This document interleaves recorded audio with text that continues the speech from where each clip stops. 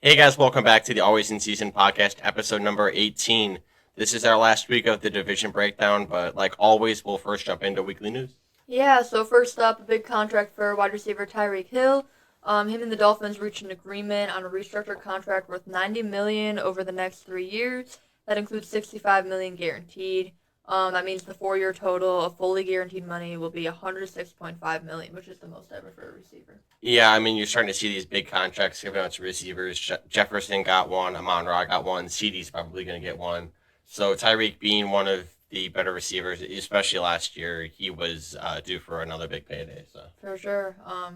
The Cardinals outside linebacker BJ Ajulari suffered a torn ACL in his left knee at practice Friday, and so he's out for the season. yeah, it's really tough. Like I mean, we talked about it. It's really tough when guys, prepare all season and then in training camp, 20 ACL. That's the end of his season. So hopefully, he can recover well and be ready for next year.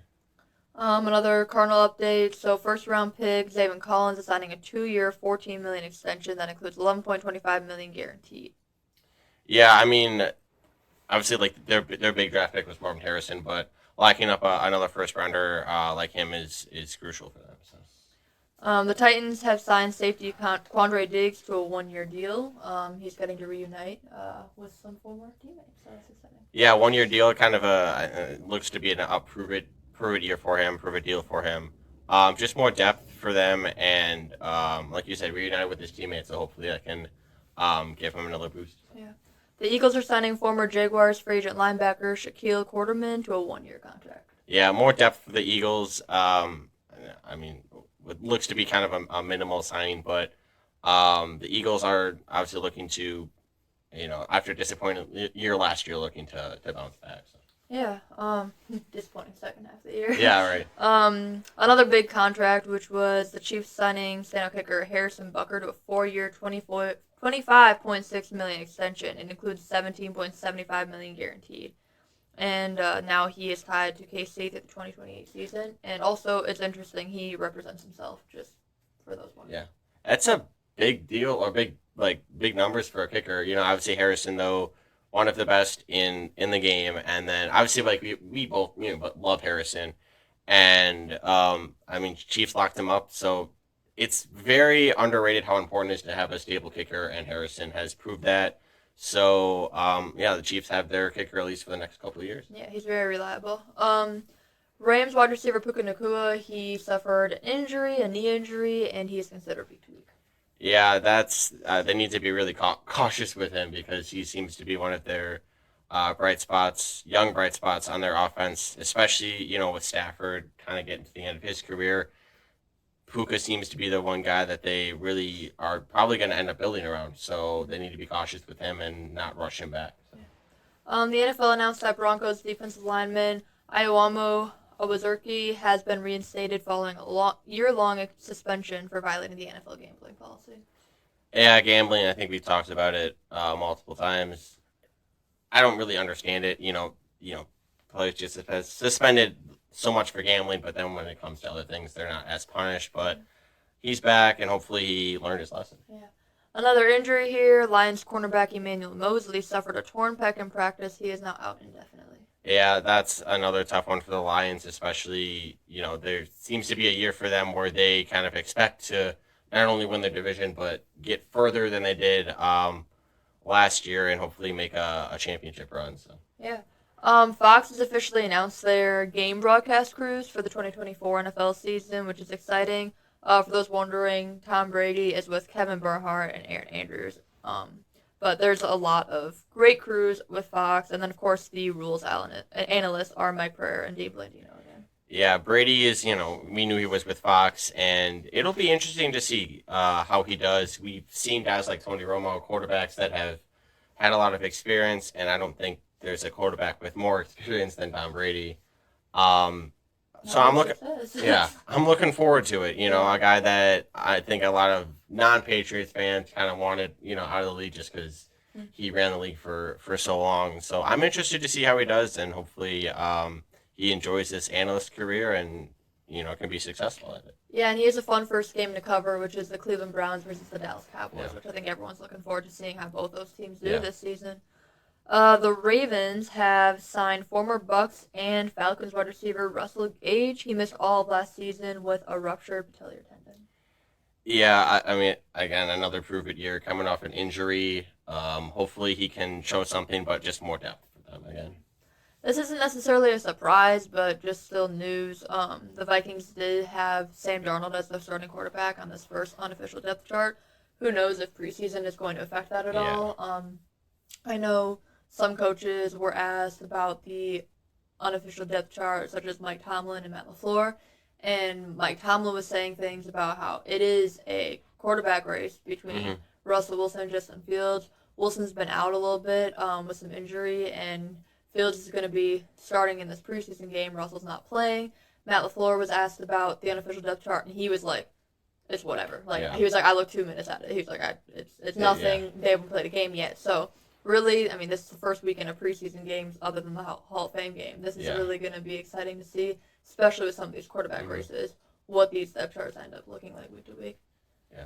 But I think we've seen a lot of JJ. JJ has shown promise in Vikings camp. But like you said, these depth charts when they're released, they don't really mean that much. I'm sure there'll be a lot of rookies that kind of have a really good preseason and kind of assert themselves into the started role or maybe the second string.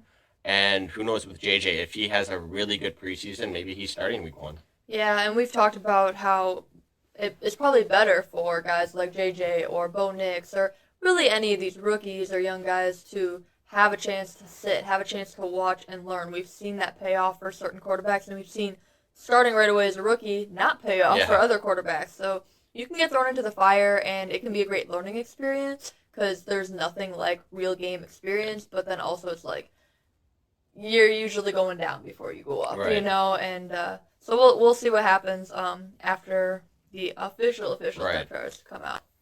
Former Lions defensive end Zach Morton agreed to a 1-year deal with the Packers. That's just he played in the UFL. They had an open roster spot. Yeah, they had made a couple roster cuts, and then they signed him to a 1-year deal. So again, more depth. Their D-line and their linebackers are definitely there. They have their guys, but again, it's just more depth, 1-year deal, and not much more to it than that. The Cowboys placed wide receiver CeeDee Lamb on the reserve did not report list. They also placed defensive end Sam Williams on IR. Did not report. I don't think anybody is really surprised by this. CD wants his money. He wants his deal. So as far as I know, I would assume he would sit out until he gets his money. Yeah. Former Dolphins and Cowboys center Connor Williams, he reached an agreement on a 1-year deal worth up to $6 million, including $3 million guaranteed with the Seattle Seahawks. Yeah. Another minor deal. This is all, again, more depth. We're kind of getting to that point where it's like you've made your roster cuts. You've had camp. Some guys just haven't shown that much, so you go out and you sign guys who have league experience and just kind of add more depth to the team. A lot of more cuts to come. Yeah, right. Also, we are hearing some news about the Browns wanting a new stadium. It looks like it would be a dome stadium in Brook Park, $2.4 billion. I will admit it's a beautiful looking stadium. They really did well. I am not a fan of domes. No. They do have it clear so you can see the sky. It's really beautiful. But personally, I'm playing the elements. Come on, what are we doing? It's Cleveland, Cleveland football. We're in the elements, but either way, that's news. Yeah, nice stadium. You see it now. Every new stadium, it's a dome. It's a dome. I think the biggest thing is, we want to host a Super Bowl and we need a dome, which is unfortunate, but I'm on the same boat as you where it's playing the elements. Football's meant to be played outside. So, again, there are renderings online if you want to go check them out. It's, a very beautiful facility, but again, just maybe less of these dome stadiums. Yeah, and this new stadium would be a little closer to downtown Cleveland.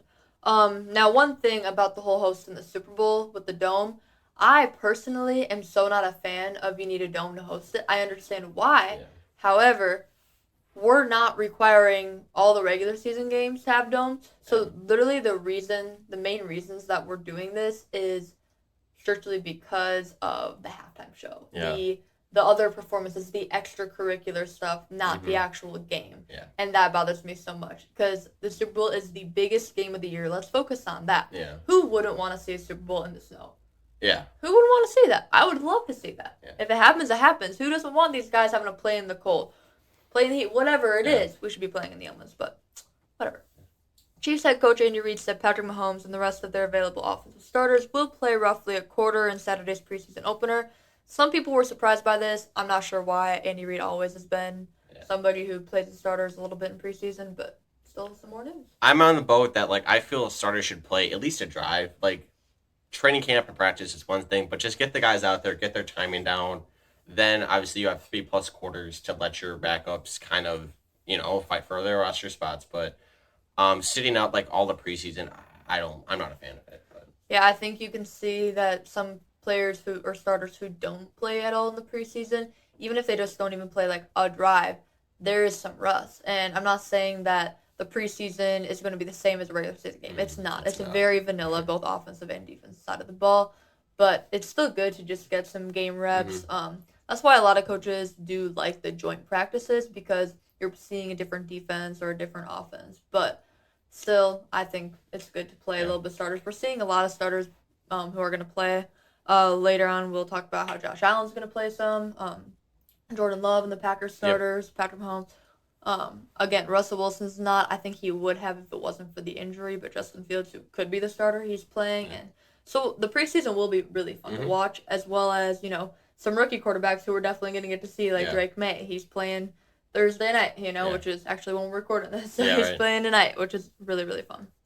The Broncos' unofficial quarterback depth chart has Bo Nix at number 3, Zach Wilson at number 2, and Jarrett Stidham at number 1. We had heard some rumors last week that Zach Wilson had been moved to number 3.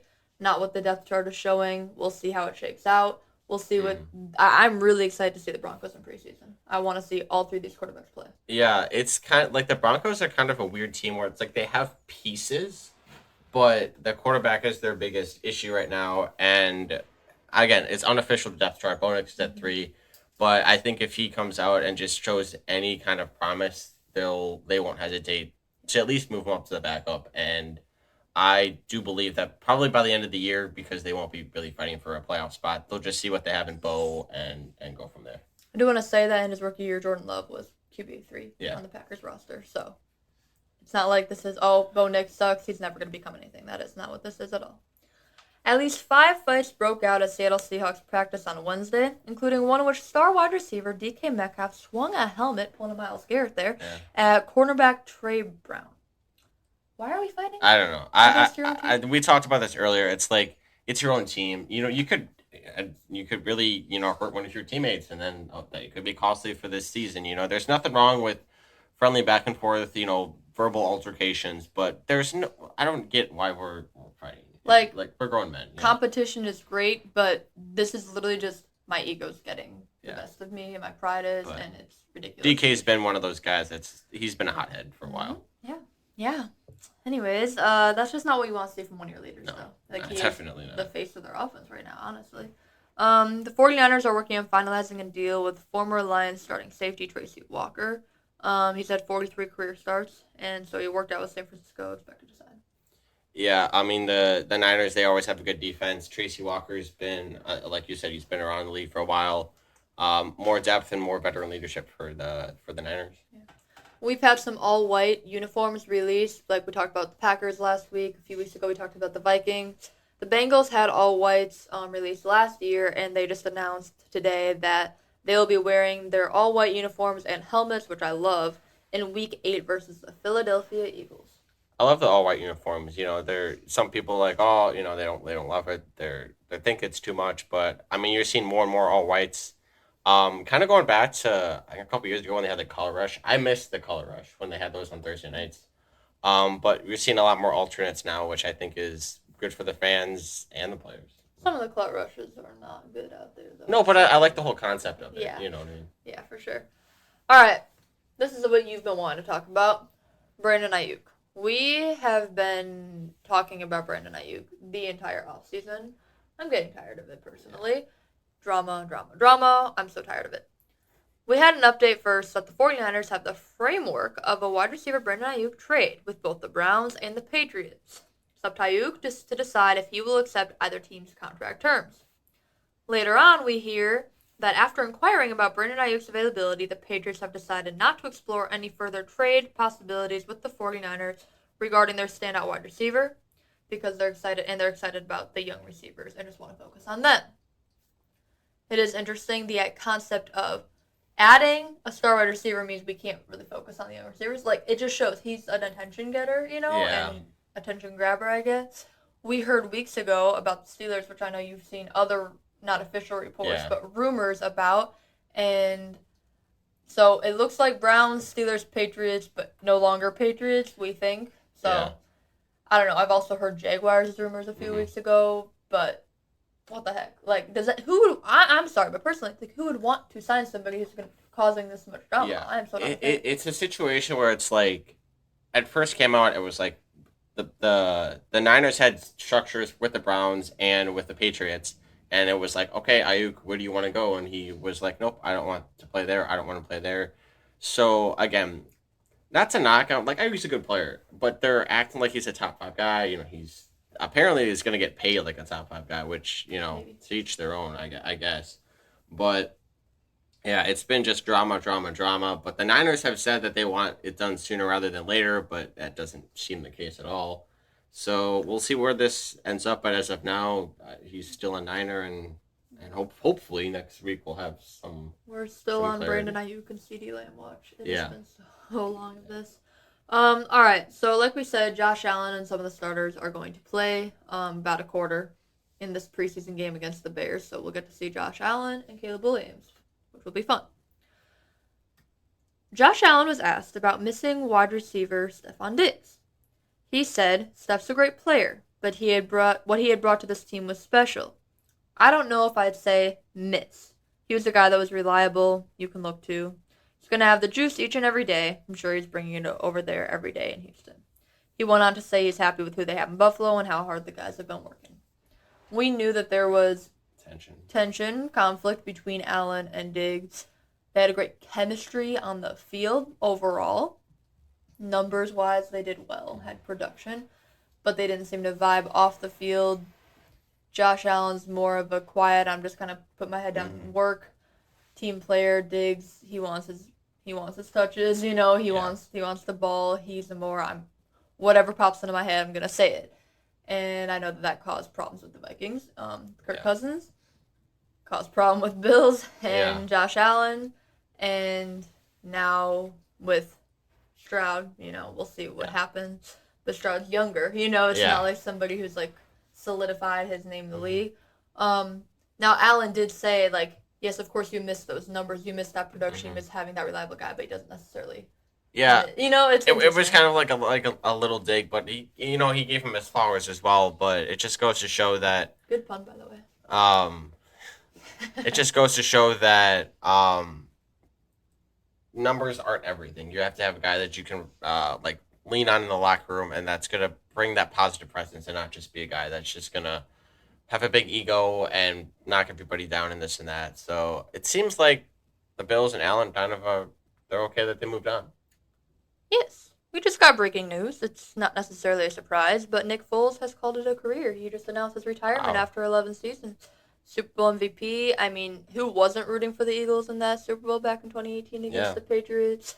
The underdogs, wild run. Carson Wentz goes down in week 11, week 13, something like that. Nick Foles goes on a run. Yeah. What a great career. Yeah, what a career. I mean, love Foles. Yeah. A guy that, again, stepped up and I'm sure his top moment of his career. But 11 seasons, props to him. Great leader. Great leader, great career, and see what's next for him. I would love to see him be a quarterback coach somewhere. I don't know if he wants to. He's a big family guy. But it would be really fun. I mean, you can't find, it's kind of like a Josh McCown. You can't find somebody with great experience and also that leadership, that character. I mean, that'd be great. But that's it for the weekly news. Next, we are going to discuss the NFL Top 100 list, which we finally have all 100 players in their rankings, and we're just going to give a couple of points that we feel need to be discussed. All right, so next we are going to talk about our main 3 points, each of us.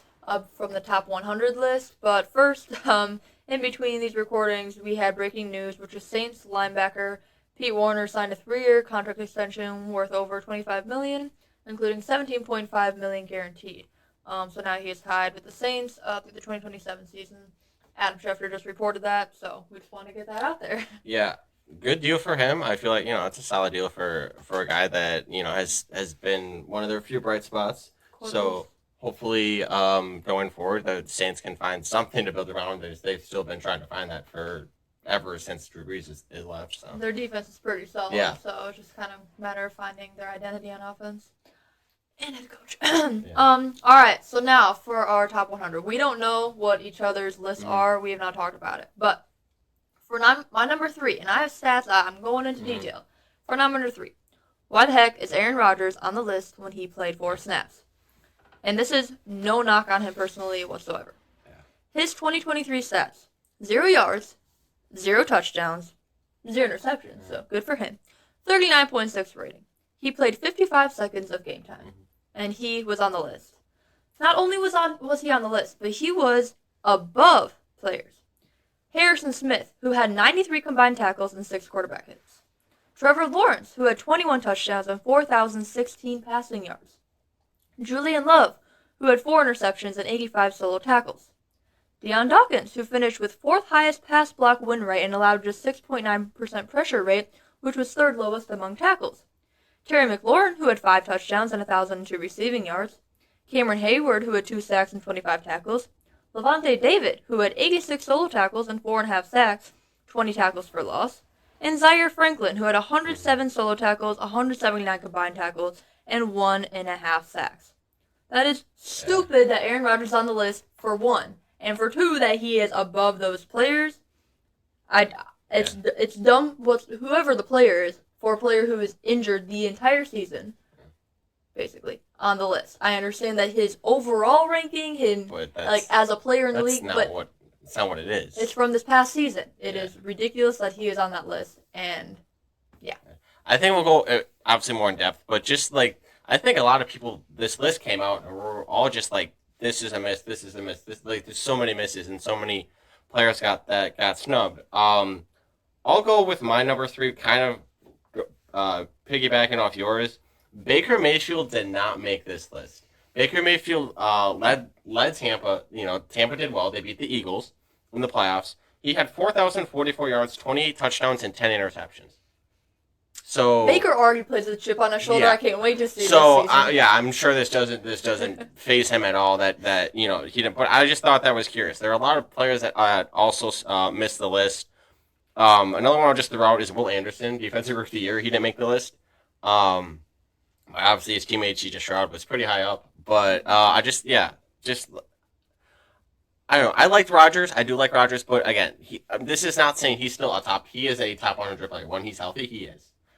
But he played 55 seconds, so there's no reason he should be on this list. Yeah. All right, for my number 2 point.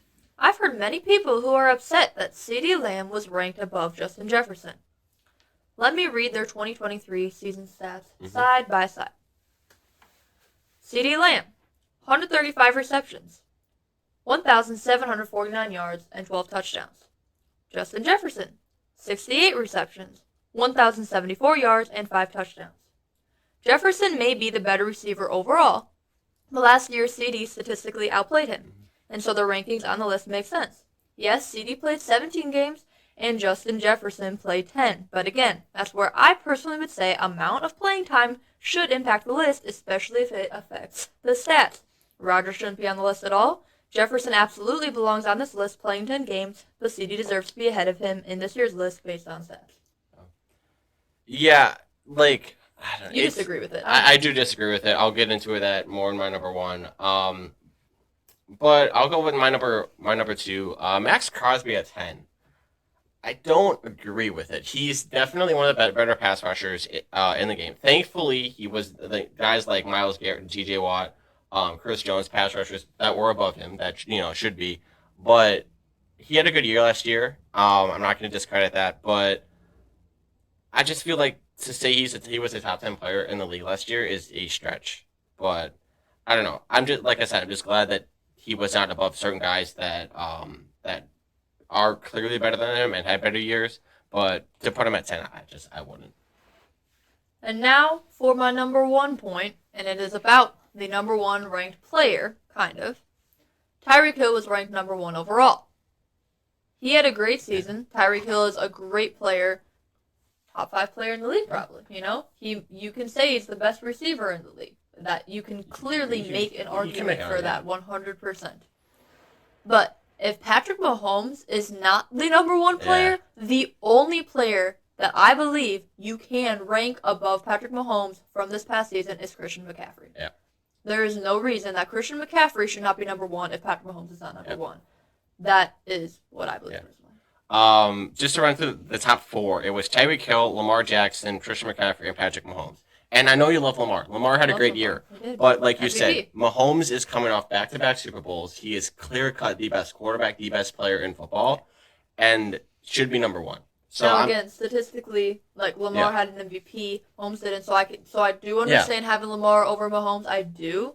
However, I still think that McCaffrey should be the only player who can be ranked above. It's kind of like the whole MVP thing. Mahomes is, again, he's better than, he's held to a higher standard. Lamar is held to a higher standard, too. They all are.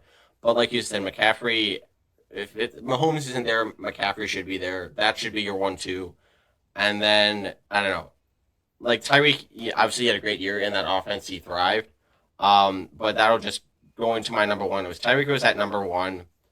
CD was at 13 and Jefferson was at 18. That, you can make an argument that CD was better and Jefferson, that he was better than Jefferson. You can make that argument. But to sit here and say Jefferson is the 18th best player in the league, I don't think you can. But again, but then you're saying Aaron Rodgers is the 92nd best player? That sounds ridiculous. But then, you have guys my big thing is that I don't believe that Tyreek had a better. You can say statistics. You can look at any statistics and you can make the argument what they did. But I don't know. The big thing is Tyreek at number 1. That's my main argument. Is Tyreek at number 1 should not be. He was not the best player in football last year. You can make an argument, sure, but you have guys like you said, McCaffrey and Mahomes that had better years.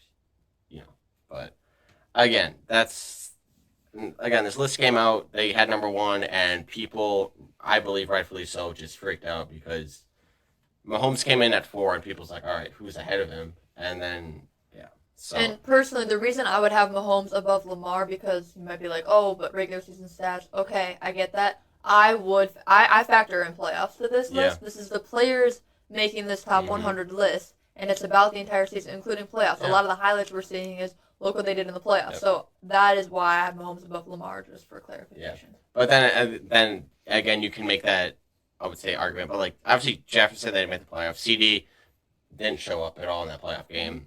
Tyreek, but still statistically over. Tyreek too. Also, the cold weather, and that was one of the situations where it's like, okay, Miami's going to win a cold weather game. Tyreek has played in cold weather. He should do well, and he just didn't. So overall, if CeeDee Lamb, Tyreek Hill, Justin Jefferson are all healthy, you would have Justin Jefferson, then Tyreek, then CeeDee, if you're just ranking those 3 players, correct? Yeah. And I can completely stand by that overall.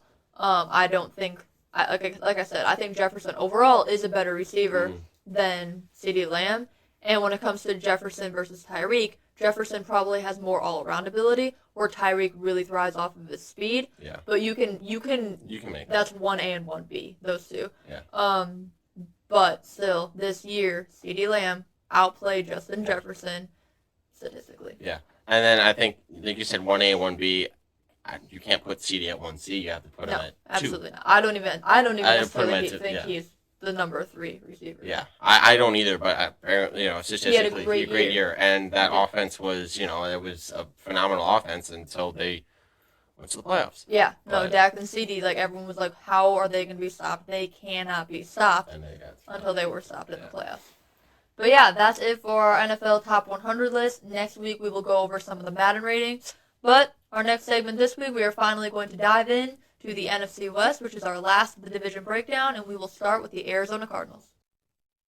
All right, first up in the NFC West is the Arizona Cardinals. They went 4-13 last year, missed the playoffs obviously, and again rebuilding. So Their offensive rank was 19th, the defensive rank was 25th, and special teams rank was 23rd. They did have a rough year, but you saw some bright flashes of what their future could, Yeah. behold. But they didn't have many changes when it came to coaching. Yeah. Obviously they drafted Marvin Harrison, the best receiver in the draft, and then hopefully him and Kyler can have some connection and they can build on something. But like you said, just 26th in passing, they were fourth in rushing, so that was good. Offensively, defensively, 20. Yeah, you said 25th overall, last in rushing and last in points. They allowed 27 points per game, so just no bright spots on that side of the ball. Yeah, like you said, Marvin Harrison was their big pick. They also grabbed edge Darius Robinson at the end of the first round, and then Max Melton, a corner, running back Trey Benson, offensive tackles, tight ends, corners, safeties. They really helped their defense in that draft in the later picks. Yeah, and then as far as free agency goes, they added Desmond Ritter, Zay Jones, Chris Moore, Jonah Williams, Justin Jones, Mac Wilson, and Sean Murphy Bunting. But then they had some pretty significant losses: Marquise Brown, Rondell Moore, G.J. Humphrey, Lecky Fatu, Josh Woods, and Antonio Hamilton. So a pretty decent shakeup. But again, I think receivers they let Rondell Moore go and Marquise Brown, but that just means more touches for Marvin, I think. For sure. Their schedule difficulty is 22nd, but we were looking at it, and so the first couple of games do look kind of rough. Yeah. Now, the Bills we don't know, but we assume they're going to be good. Mm-hmm. We assume they're going to be a playoff caliber team. The Rams, same, or at least fighting for a playoff spot. So they start out playing in Buffalo. Then they have the Rams and the Lions. Then they have the Commanders. Then they have to go to San Francisco. Then they have to go to Green Bay. Host the Chargers, host the Dolphins. Yeah. That's their first 8 weeks with them not having their true identity yet, them still being a young team, really learning. That could be a rough first 8 weeks. They could be 1-7, 2-6, realistically. If again, we don't know what these teams are, but kind of based off last year and what we expect, it's not looking good for them. Yeah, they then have the Bears and the Jets. Then they have a bye. After their bye, it could get a little more promising. Now they play in some tough stadiums like Seattle and Minnesota, but those are their first 2 games out of the bye, which are winnable games. Then they have the Seahawks again, so the Seahawks bookend that Vikings game. Then they have the Patriots and the Panthers. Then they end with the Rams and Niners again. I don't think people are counting the Cardinals as a playoff team. Some have them as dark horse team, which if you just look at their team, you could be like, oh yeah, dark horse team for the playoffs. But if you look at their schedule, it's like, I don't know how it's 22nd. Yeah. That's not a fun schedule necessarily. I'm excited to see how they do though. Yeah, I think the biggest thing I know if I'm a Cardinals fan, or I'm like, all right, let's see what Marvin has. But again, just rebuilding, seeing what they have, and going from there. If I'm a Cardinals fan, I want to see how their defense improves with all the additions. Otherwise, it's like we need to get a different defensive coordinator. I want to see this defense fighting, aggressive, being able to keep us in games or carry us to wins. And I want to see, is Kyler really our guy? That's what I want to see. But that's it for the Arizona Cardinals. Now we're moving on to the Seattle Seahawks. All right, next up in the NFC West is the Seattle Seahawks. They went 9-8 last year and kind of a middle of the road season. Yeah, their offensive rank was 21st, defensive rank was 30th, but their special teams rank was 4th. Their big change, obviously, is the fact that Pete Carroll is no longer the head coach. He still is in the organization, but not coaching anymore. They now have Mike McDonald as head coach, which was former defensive coordinator for the Ravens. He is the NFL's youngest head coach at 36 years old. Offensive coordinator Ryan Grubb, defensive coordinator Aaron Dearday, and special teams coordinator Jay Harbaugh. And then they also have assistant head coach Leslie Frazier, offensive line coach Scott Huff, and quarterbacks coach Charles London and running backs coach Kennedy Palomalo. Free agency for their additions: Sam Howell, Laviska Shenault, and George Fant, Lincoln Tomlinson, Jonathan Hankins, Jerome Baker, Kevon Wallace, and Rayshawn Jenkins. But as far as their losses go, I would argue they had more losses. Drew Lock, Colby Parkinson, Damian Lewis, Mario Edwards, Devin Bush, Bobby Wagner, Jamal Adams, and Quandre Diggs. So those last 4 are guys that have been around for a while and have been some of the better players at their position. Yeah, 100%. For their draft, their big one was obviously their first-round pick, Byron Murphy, which I think can make an impact right away. then they didn't have any second round picks. But they really did a good job building their offensive line. But their schedule difficulty is 24th. But I do want to say about Pete Carroll being gone. At first, they were trying to see what their identity was after Russell Wilson left, and now they're going to try to see what their identity is without Pete Carroll, which will be interesting. I think Mike McDonald can be a good leader. Yeah. He really is. Bring good energy to this team, but we'll see what happens. Yeah, I think it helps a lot that Pete Carroll's still there, even though he's not the coach. Having a guy that just moves up, you've seen it in the NBA with Brad Stevens when he moved up. It helps a lot because the guy that obviously has the Super Bowl and has a lot of experience, knows how to run the team, is just only going to help McDonald. So for sure. But their schedule difficulty is 24th. If you look at it, it kind of is up and down. It's not like they have an easy stretch, but they also don't necessarily have a tough stretch. Their bye week is week 10. They also have that bookend kind of division thing. So they have the Cardinals, Jets, Cardinals. But yeah, they're playing the same teams that the Cardinals are playing. A little different order, but yeah, they start off with the Broncos and the Patriots, so they could start out 2-0. But yeah, 9-8 last year, and I mean, I kind of expect a similar situation. If they're fighting for a playoff spot at the end, I don't think anybody would be surprised. And it could be fighting with the Rams in their own division for that, wild card spot, assuming the 49ers are still winning that division. But yeah, that's it for the Seattle Seahawks. Now we're going to move on to the Los Angeles Rams. All right, next up in the NFC West is the Los Angeles Rams. They went 10-7 last year, and even though they lost some key pieces, I think they'll still have a shot to make the playoffs this year. Yeah, their season ended in the wild card round against the Lions, but their offensive rank that season was 7th. Defensive rank was 21st. Special teams rank was last. Their main coaching changes is that they lost Raheem Morris. He went to be the head coach of the Falcons. So Chris Shula is now their new defensive coordinator. And then also their senior defensive assistant, Jimmy Lake, he went to join Morris in Atlanta. So now Sean Dessie is their new defensive assistant. They also hired new senior offensive assistant, quarterbacks coach, pass game specialists, tight ends. Like, they really changed it up. But their other big change is offensive coordinator Mike LaFleur is there. So that's a good addition. Some are thinking he might even become a head coach next year. Yeah, I mean, with McVay there, McVay seems to always figure it out. He knows obviously how to build championship teams and coaching staff around him. As far as their free agency goes, there weren't that many, but they were pretty impactful. Jimmy Garoppolo, Comey Parkinson, Jonah Jackson, Tre'Davious White, and Cameron Curl. So definitely some guys want to make impacts right away. And then key losses were Carson Wentz, Royce Freeman, Ben Skoranek, Aaron Donald, which was the big one, Jonah Williams, Troy Reader, Jordan Fuller, and then Brett Maher. So definitely some starters that they lost, and then obviously losing Aaron Donald, you can't replace that. 100%. And for their draft, so Jared Verse was their big, first round pick. And they also added Braden Fisk and Blake Corum, which are some really good picks. Mm-hmm. Then in the 6th round, they did draft a kicker, Joshua Cardiff out of Stanford. Which, when you draft a kicker and when you lose a kicker in free agency, you know that's a real competition. So for their schedule difficulty, it was 13th. Theirs is even more up and down than the Seahawks.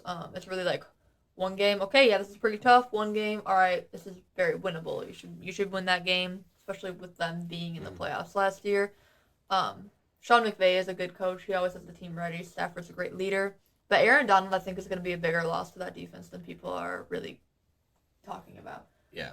I mean, again, first ballot Hall of Famer, a guy that you can argue two guys can't replace him. I was kind of, I wouldn't say surprised. I always thought he was going to retire after they won the Super Bowl to play another year. I think he kind of wanted to see what it was like, and then obviously one of the best to ever do it. So I think he was always top of list, and he was always healthy. He was always there. So again, this is a situation with the Rams. We kind of expected to probably be fighting with Seattle, assuming the Niners win the division. But maybe if both of those teams do well, they could maybe both sneak in. But I honestly believe one of the two will be in the playoffs. Yeah. Well, that's it for the Rams. Next up, we're going to talk about the 49ers. All right, last up in the NFC West is the San Francisco 49ers. They won the NFC last year, went 12-5, but again, they lost to the Chiefs. Yeah, their offensive rank was 2nd, defensive rank was 8th, and their special teams rank was 20th. But overall, really, really solid team. They might have the strongest roster and coaching staff. Like, in the league. Yeah. You can definitely make that argument. But yeah, their changes, so nothing like massive for the coaching changes, but they did hire a new assistant offensive line coach. Mike Lombardi is their senior offensive assistant, and then Brendan Staley is their assistant head coach. And then KJ Wright is their defensive quality control coach.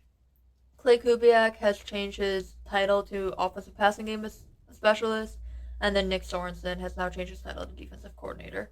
But their main coaching loss was defensive coordinator Steve Wilkes. Yeah. They honestly had a big kind of overhaul on their roster for additions.